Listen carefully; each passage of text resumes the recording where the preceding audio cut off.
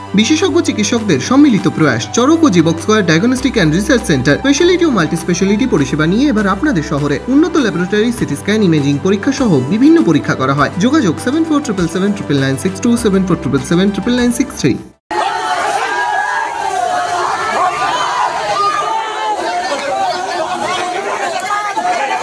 Vote মিটলেও অশান্তি কমার নাম নেই মুর্শিদাবাদে। রঘুনাথগঞ্জের রাধানগর গ্রামে এক সিপিএম কর্মীকে মারধরের অভিযোগ উঠল তৃণমূলের বিরুদ্ধে।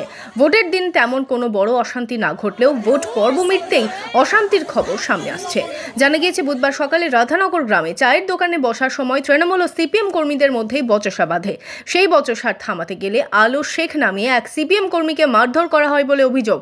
ঘটনায় আহতদের অভিযোগ তার ওপর হামলা চালিয়েছে 1 নম্বর ওয়ার্ডের কাউন্সিলর ফিরোজ শেখের ভাই ওয়াসিম শেখ। আমাকে অন্যায়ভাবে এভাবে মেরেছে।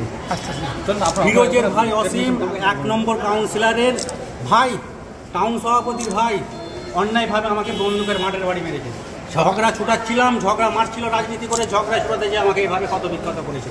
স্টিল কালারের বন্দুক ছিল ওর হাতে, কাপড় বেঁধে উগ্রবাদীর মতন আকৃতি করে আমাকে এইভাবে মেরেছে, ক্ষত বিক্ষত করেছে। ছুটাতে যে আমি ঝামেলা ছুটাতে যে কোনো ন্যায় উন্নয়ন করিনি আমি। আহতকে জঙ্গিপুর মহকুমা হাসপাতালে নিয়ে যাওয়া হয় চিকিৎসার জন্য। যদিও তৃণমূল নেতৃত্বের দাবি কি নিয়ে বচসা জানা নেই। পুলিশ এই ঘটনায় একজনকে আটক করেছে। কার সঙ্গে বলতো আমি যে 1 নম্বর যে আছে কাউন্সিলর, শুনলাম না তোর ভাইয়ের সঙ্গে। একজনের গাল কেটে গেছে। গাল কেটে গেছে কিসে মেরেছে আমি বলতে পারবো না। তবু যেটা যে শুনলাম সামনাসামনি শুনলাম যে পিস্তলের বাট দিয়ে মেরেছে।